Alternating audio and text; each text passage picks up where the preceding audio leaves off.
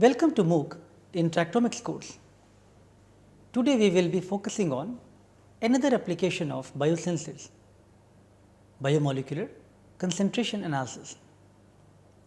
The task of measuring the concentration of a specific protein in a complex solution is not simple, and a reliable analysis method for the same is desired, which is able to analyze samples with different sample matrix composition.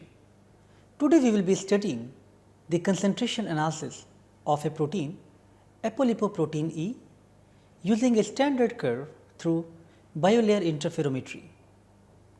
In this concentration assay, different concentrations of the analytes are injected and the response from these different concentrations is plotted against the concentration of each sample.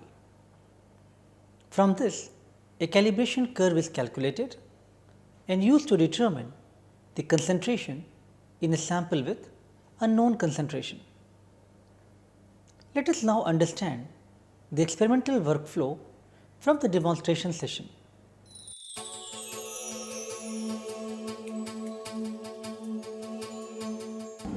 Good morning one and all. Myself Sushailendra Vaidya from Paul Corporation. I am going to give a demonstration on how this BLI technology we can use in the quantitation. Now I am going to demonstrate the experiment here is like that quantitation of the apolipoprotein using a antibody against the apolipoprotein.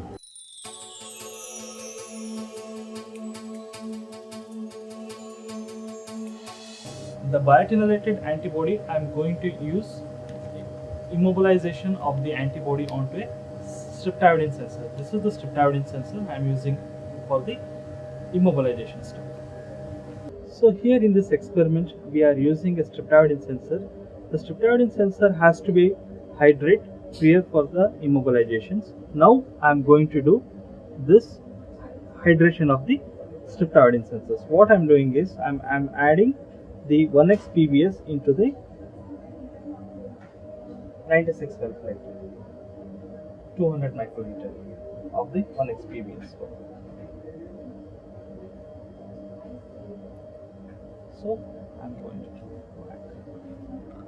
Now what I am doing is, next step I am taking the biosensors, which is the streptavidin sensors. These are the sensors, looks like this.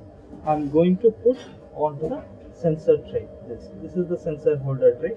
I am putting this sensors like this.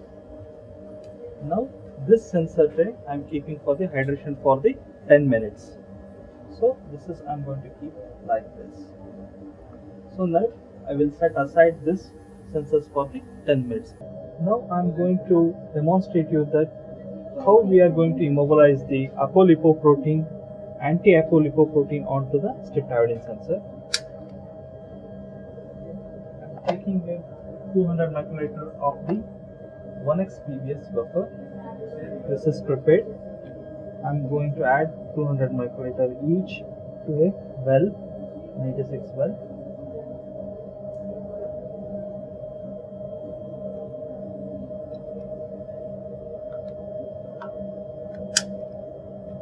Now I am putting this is the biotinylated anti-apolipoprotein. So now I am going to add 200 microliter of each biotinylated anti-apolipoprotein to a 96 well plate. Now the sensors are hydrated. I am going to place in the instrument. The sensor holder I am placing here like this. It should be firmly fixed in the groove. And now I am going to put the sample plate which contains the biotinylated antibody. I am going to place like this in the sample tray. This is, we call it as this particular part we call it as a sample compartment. This part we call it as a sensor compartment. Now I am going to click onto the data acquisition mode. So when you click on the data acquisition, the instrument, now you can see this how the movement of the optical head, it consists of the spectrophotometer itself is initializing in the instrument. In the monitor, during the initialization, we can observe this initialization status. Once it comes the signal as a ready, then we can use for the immobilization step. So now you can able to see here the instrument status, it is ready. When you click on the experimental wizard setup, you can see that there is a new quantification experiment as well as the kinetics experiment. Here I am doing the immobilization step, so that's why I am choosing the basic kinetics with the experiment. I am choosing this blank experiment, then I will say this go. Now you can see there is a page. In this page, it's on your left hand side, it's showing that 96 well plate. What things you had put it in the 96 well plate. Here I had put in the A1 and the B1, here I have put a buffer, that we call it as a buffer. Right click it and say it as a buffer. It's indicated by a B. Then we had to select these two. Now we had to mention this step as a load. Load is nothing but the immobilization of the biochemical antibody against the apolipoprotein that we had placed in the second A2 and the B2. So we have to mention here in the sample ID just it is a buffer. Okay, then right copy. Now it is biochemical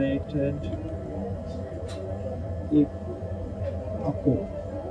I had mentioned biochemical APO, and I can copy it and paste it here.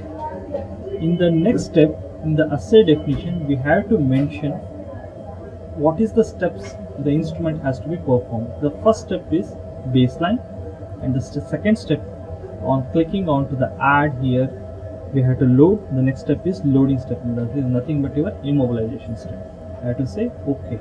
The first step is baseline. I had to take an arrow mark here, right click here, and the next step is the immobilization. We have to use the loading.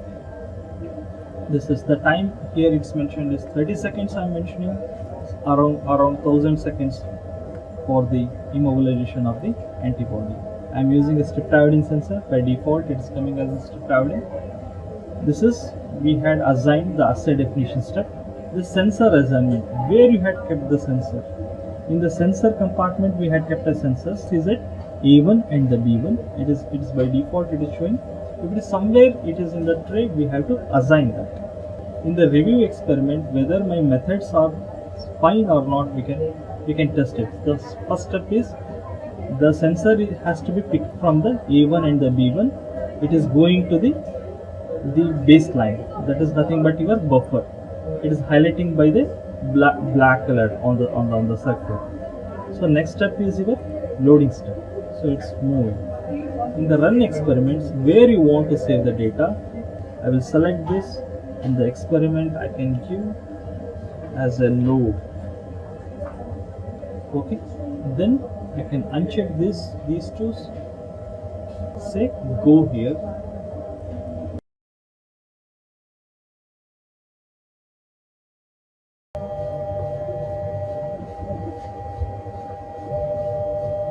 Yes, now the sensor is picking from the sensor tray here.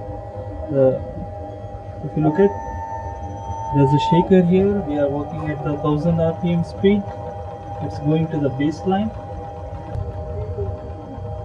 It is acquiring for the 30 seconds the baseline. Now you can see the immobilization step.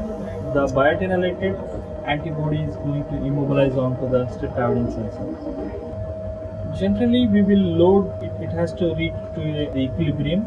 Roughly around, it should be a more than 0.7 nanometer is good enough for the immobilization level. We can go for the quantifications. Now you can see the desired level of the biotinolated antibody immobilized onto the streptavidin sensors. Now we can able to see there is a 1.4 nanometer loaded onto the sensor.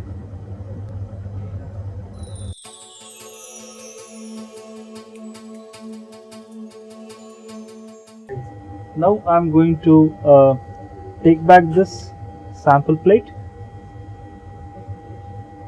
and also sensor tray. Now this sensor actually, which is hydrated in the PBS buffer, and also our biotinylated antibody also it is in the PBS buffer. Now I am going to equilibrate these sensors with the PBST buffer, the PBS buffer having the twin in that. Then this is the PBST buffer, we call it as a sample diluent buffer. Here I am going to take a 200 microliter of this PBST buffer. I will add here in the A2 and the B2.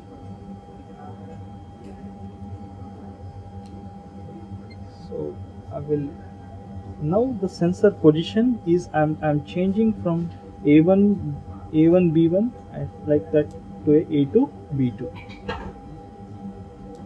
So now I will start the equilibration of the sensor with this particular buffer. We are going to do a quantitation of the apolipoprotein. So in the previous step, what we had done is we immobilized the biotinylated antibody onto the streptavidin sensor. Now we can do the quantitation using that sensors. It's pre-immobilized. So what I am going to do is I am making a apolipoprotein standard with the concentration is 50 microgram per ml. So I'm having apolipoprotein standard. I'm going to dilute to a 50 microgram per ml using a sample diluent. So from this I'm going to do the standard. I'm going to do a serially dilution, like two-fold dilution I'm going to do with the buffer. Prior to that, what I'm doing is I'm taking this 96 well plate. I'm adding the buffer into the wells. Here I will add, I'm going to use around 6 concentrations, two-fold dilutions. So I will add here buffers. I'm going to do a dilution in the plate itself.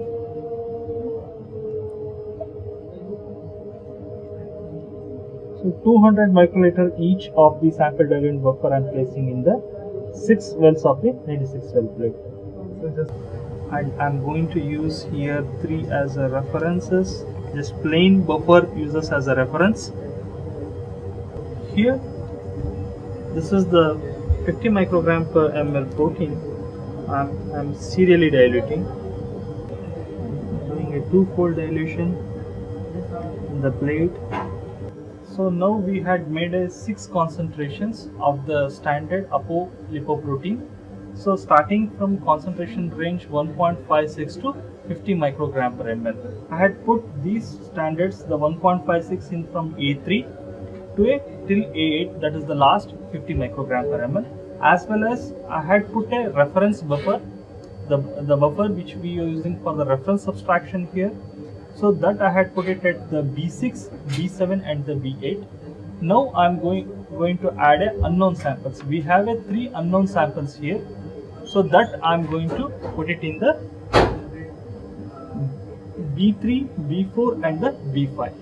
So these 3 unknown proteins we are going to determine the concentration of the unknown apolipoprotein in the samples using the standard.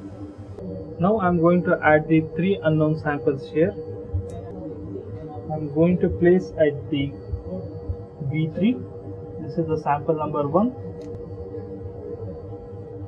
This is sample number at B4. The sample number 3 at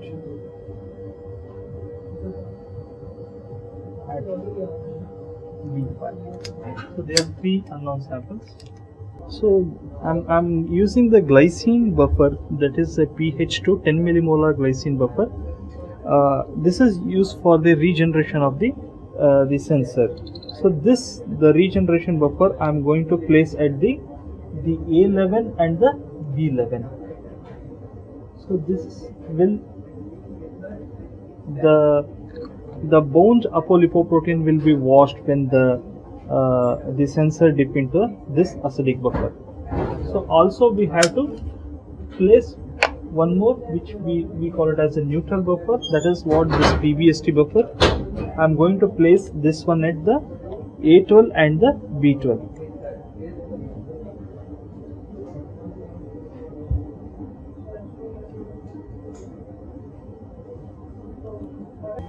Now I am placing this sensor tray into the instrument at the sensor compartment, and also we had prepared the sample tray. Here we had put the unknowns as well as the standard apolipoprotein in the sample plate. Now our aim is like here we are performing a quantitation experiment. So now we have to choose the quantitation mode here, new quantitation experiment. Here in this we are using a basic quantitation with a regeneration, because two sensors we have immobilized, and that same sensor will be regenerates and reacquired the different concentration data. So we had to choose the blank experiment and say basic quantitation with the regeneration, blank experiments. Then we have to say go here. In the experiment, when you open this experiment, you will see the plate definition. In the plate definitions, what samples we had put it here. So here from A3 we had put around standards A3 to A8, 6 concentrations we had chosen. This 6 concentration we choose it this as a standard. Okay, now we can see that this is highlighted as the green color. And also here one more, we had chosen these 3 are unknown samples, and these 3 are your reference. We can choose the reference, or later also we can take it as the reference into like even unknowns. Later in the data analysis also we can that can be modified as a reference. Here in the table on your right hand side we have to put the information here. In the A3 what you had put and A8 what you had put. In the method modify section here, single analyte we have to choose 120 seconds. We have to use a 400. The regeneration is 5 seconds. It will dip in the acidic buffer. 5 seconds it will dip in the neutral buffer. That cycle has to be performed at least for the three cycles. So then precondition means sensor first will regenerate and then goes to sample. Post condition is nothing but once the sensor is put it into the sample, after that it will go for the regeneration. So we have to choose both precondition and the post condition sensors. 120 seconds is the acquisition time. I can still extend to a 150 seconds here, then say OK. 400 is the shaker speed. I will say OK here. Then in the sensor assignment it is showing so many sensors here, but we are using a 2 set of sensors for the acquiring all the samples. So now we had kept a sensor at the position 1, so I will say remove. Automatically your sensor is placed at the second. We had kept sensor for the equilibration using the PBST buffer. In the review we can see how exactly the instrument will perform. Sensor is picking from the second position, it is going to a regeneration. Then if you click on this arrow, it is a neutralization, regeneration, neutralization, regeneration, neutralization. In the method we had said that it has to, in the plate definition we had mentioned that it has to perform for 3 cycles. So that's what it is indicated by in the experiment. It is acquiring for 3 cycles. Then later it goes to a sample. Then once again regeneration, neutralization, regeneration, neutralization, regeneration, neutralization. Then goes to here second step and regeneration, neutralization, regeneration, neutralization, regeneration, neutralization. Then the third same the process will continue till the last. In the run experiment where you want to save the data, I will mention this file as a quant apolipoprotein. Okay, sensors already highlighted. I will uncheck this, then I can say go here.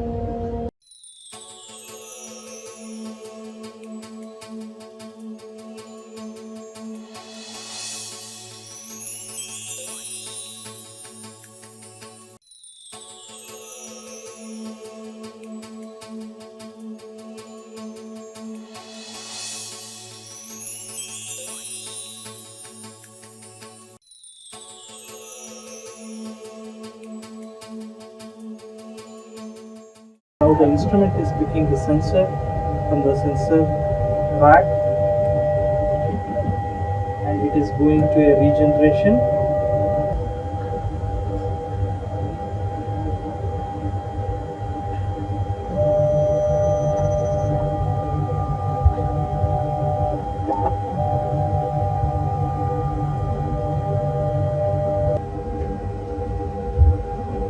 See, the pink one is the one which is unknown sample here, and the green, the sensor, it is indicating the lowest concentration, which is around 1.5 microgram per ml.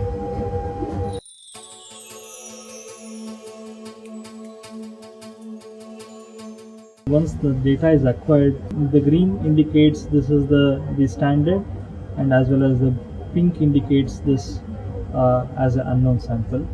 Now the acquisition is done, we will go for the data analysis. This is the file, this is the acquisition file indicated by a green color here. So now we can see this, the graph, it is indicating the all your standard. This is your standard graph, the one which is the 50 microgram is the highest, the binding curve is showing, then the second, then the third, then the fourth, and the fifth concentration, and the sixth. So highest will be the 50 and the lowest will be the 1.56 microgram per ml. Here there are the three unknown samples also we had kept in the B3, B4 and the B5, and the three reference samples. These reference samples are nothing but your buffers. Buffers also sometimes gives artifacts. To subtract the artifacts from the signal, we have to use a method called as a reference subtraction method. Here we are going to click this reference subtraction average, because these three wells are the buffers. So it will get subtract from all the acquisitions for the different concentrations as well as the unknown from that.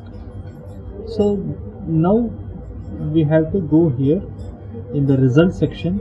In the result sections we have a different equations here in the standard curve equations. Which one you want to choose? Like linear point to point, we have 4PL methods, 5PL methods, as well as linear y is equal to a mx plus c kind of equation, a into x plus b. So we will go with this equation, linear equation here, and also we had put standard in the plate itself as well as the unknowns. So we can easily do a data analysis, we can quantitate the unknown samples. Then we say calculate binding rate. When you say calculate binding rate, we will see the straight line.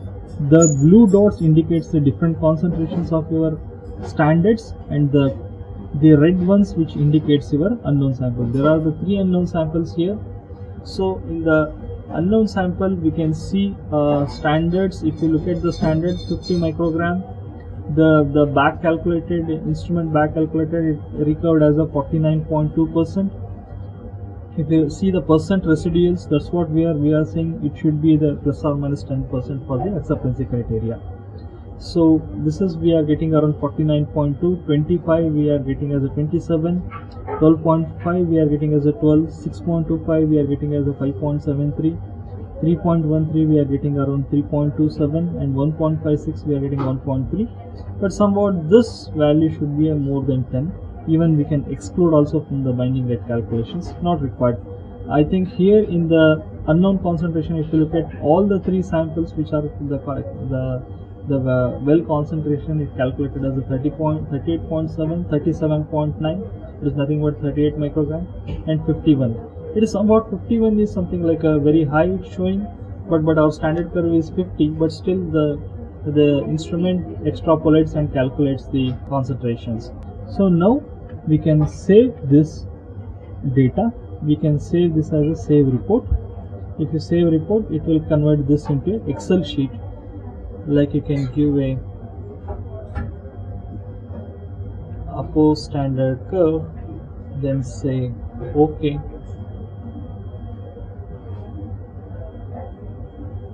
It will create as an Excel sheet. The report will be created as an Excel sheet.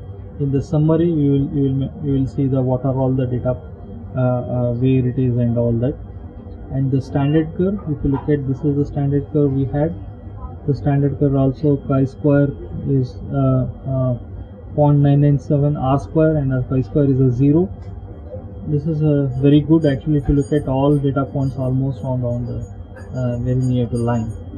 And in the plate map where you had put your the samples and the unknown samples, in the result section this is your standard along with your percent residuals, and also for the unknown samples here it is assigned unknowns that indicated to your calculated concentration. If it is any like if your sample is diluted, you have to put a dilution factor, automatically calculates it's the calculated concentration with respect to a dilution factor. If you look at the R square values of the all the unknown samples as well as the standards, it is a more than 0.9. So the data is acceptable. So with this I am going to finish the quantitation experiments. Thank you.